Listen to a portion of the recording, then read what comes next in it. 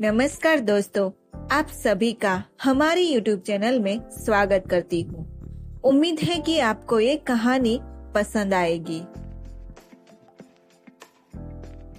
आज की कहानी जो हम सुनने वाले हैं वो है शाप। इस कहानी का एक प्रथम भाग है। तो चलिए आज हम इस कहानी को सुनते हैं। आप कभी रोशनपुर नहीं गए होंगे? कभी मौका मिले तो जरूर जाइएगा। रोशनपुर स्टेशन से उतरकर सीधे कल्पना टॉकीज की तरह चले जाएगा। वही इलाहाबाद बैंक के पास ही मोहल्ला पातीराम कुचा है। ये मोहल्ला आगे जाकर कचहरी रोड पर खुलता है। इलाहाबाद बैंक की तरफ से पातीराम कुचा में घुसते ही सबसे पहला मकान अपने विधायक जी का ही है। वहाँ एक बड़ा सा बोर्ड भी लगा है, विधायक निवास। इसके नीचे विधायक जी का नाम भी लिखा है। इसी मोहल्ले के बिल्कुल अंत में जाकर दीपक सक्सेना के मकान के ठीक सामने आपको एक आदमी बैठा मिलेगा।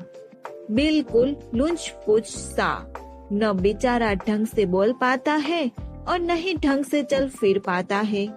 बेचारे को लकवा मार गया है। आपको वो बड़ी दयनीय निगाहों से देखता रहेगा। आपको पहचानने की कोशिश करेगा। अगर उसने आपको पहचान लिया तो वो आपको कुछ कहने और समझाने की कोशिश भी करेगा, लेकिन आप उसकी बात समझ ही नहीं पाओगे। उसके मुंह से बस अस्पष्ट सी गो गो गो की विचित्र सी आवाज निकलेगी, लेकिन उसकी सारी कहानी दीपक सक्सेना को मालूम है। अगर कभी आपको थोड़ी सी फुर्सत हो तो आप दीपक सक्सेना से उसकी कहानी जरूर सुनिएगा। बेचारे भले आदमी है। आपको शुरू से आखिर तक बहुत इत्मीनान से उसकी कहानी सुनाएगा। तब आपको पता चल जाएगा कि इस दुनिया में कोई आदमी इतना कृतघ्न भी हो सकता है। न जाने कितने लोगों ने दीपक सक्सेना से उसकी कहानी सुनी होगी। मैंने भी इस कहानी का अंतिम अंश दीपक के मुंह से ही सुना था। बिट्टू बुआ के कमरे में बैठे बैठे मैं दीपक से उसकी कहानी सुन रहा था। अचानक मैंने पूछा, लेकिन ये आदमी तो अब चल फिर भी नहीं पाता है, फिर इसका खर्चा कौन उठाता होगा? कपड़े लत्ते खाने पीने की व्यवस्था कौन करता होगा? दीपक बोला, यही अपने विधायक जी। ये सुनकर मुझे बहुत आश्चर्य हुआ।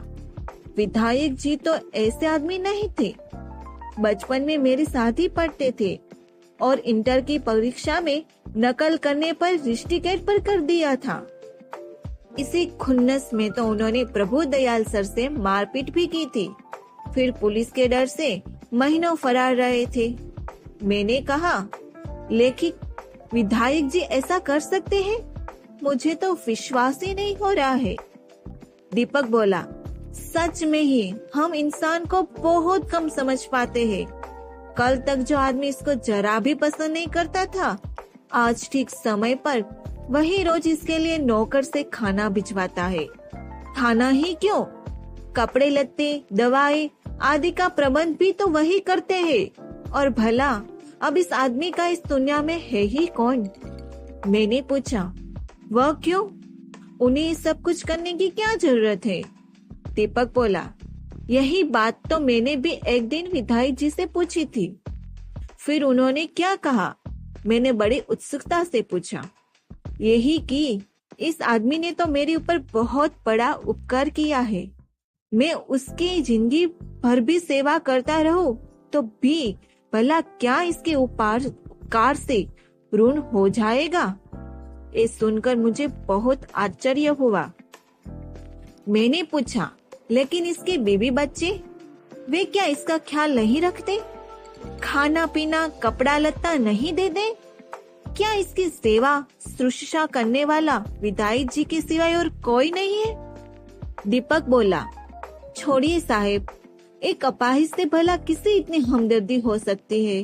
यही तो अपने विधायक जी की है जो निभाए जा रहे। फिर ऐसे आदमी से हमदर्दी रखना क्या ठीक बात है? सुनकर मुझे और भी आश्चर्य हुआ। लेकिन विधायक जी की पत्नी उस अपाहिज को देखती है, नाक बहुत सिकोड़ने लगती।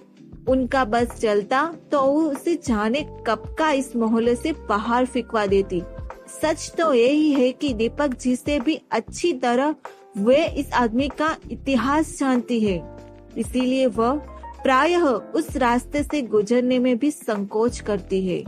वे जब भी उस रास्ते से गुजरती है तो वो अपाहिज बड़े ही गौर से उन्हें देखता रहता है।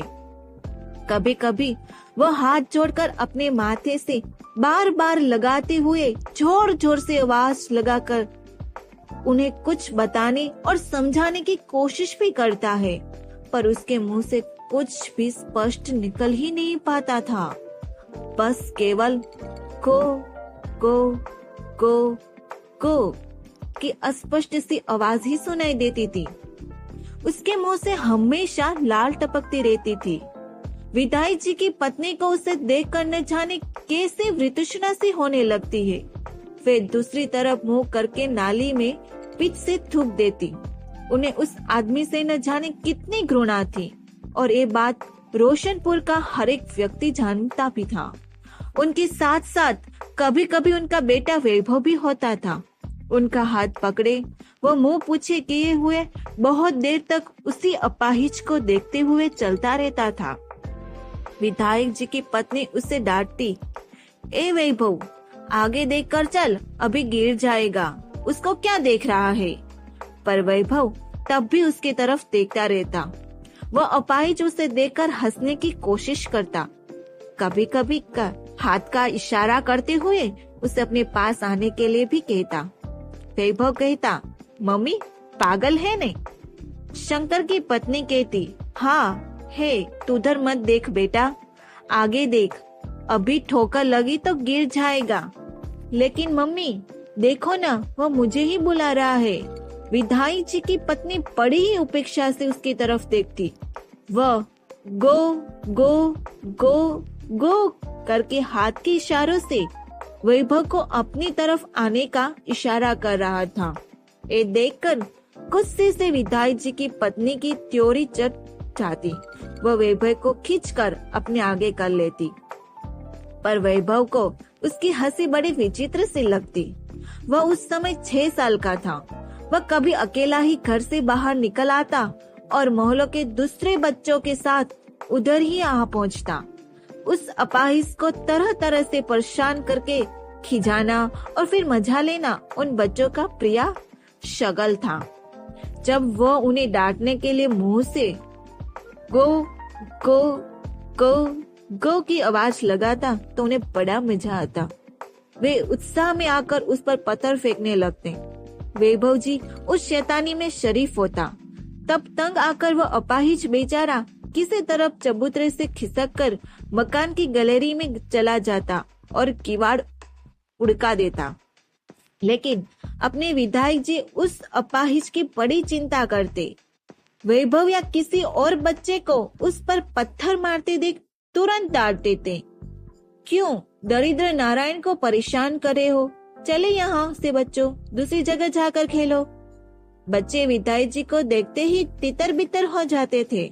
वैभव कहता, पापा पागल है ना? हाँ पागल तो ही बेटा, पर बुरी बात है, पत्थर मत मारा करो, दरिद्र नारायण को चोट लग जाएगी। तुम तो अच्छे बच्चे हो ना। वैभव विधायक जी को गोद में चढ़ जाता। लेकिन पापा वह हमेशा मुझे बुलाते क्यों रहते हैं? अरे पागल है ना, उसका दिमाग अगर ठीक होता तो उसकी ऐसी हालत ही क्यों होती? पर पापा जब वो मुझे बुलाता है तो मुझे बहुत डर लगने लगता है, इसीलिए मैं उसे पत्थर मारता हूँ। तब तुम उधर अकेले मत जाया करो, समझो। पर पत्थर मारने से तो उसे चोट लग जाएगी, तब मुझे ही उसकी दवा करवानी पड़ेगी। पर तुम उससे डरते क्यों हो? वह क्या तुम्हें खा जाएगा? विधायक जी वैभव को समझाते हैं, पर मौका मिलते ही वैभव फिर बच्चों के साथ मिलकर वही हरकतें करता है, जब तक कि वह अपाहिज तंग आकर घर के अंदर नहीं चला जाता। पर जब वैभव अकेला होता है तो वो हमेशा उसे अपने पास बुलाने की कोशिश करता है। उसे वैभव से पता नहीं न जाने कैसा लगाव था, पर वैभव कभी डर के मारे उसके पास नहीं जाता था। दवा ही क्यों, दर दरिद्र के लिए दोनों समय का खाना भी विधायक जी को ही भेजना पड़ता था, और फिर उनके अलावा उस बेचारा का अब इस दुनिया में था ही कौन। विधायक जी ने अपने नौकर को हिदायत दे रखी थी कि ठीक समय पर दोनों समय जाकर दरिद्र नारायण को खाना खिला दिया करे, और सिर्फ खाना ही क्यों, समय समय पर कपड़ा लत्ता उसे नहलाना धुलाना भी विधायक जी का ही नौकर दिनों के आकर कर जाया करते थे।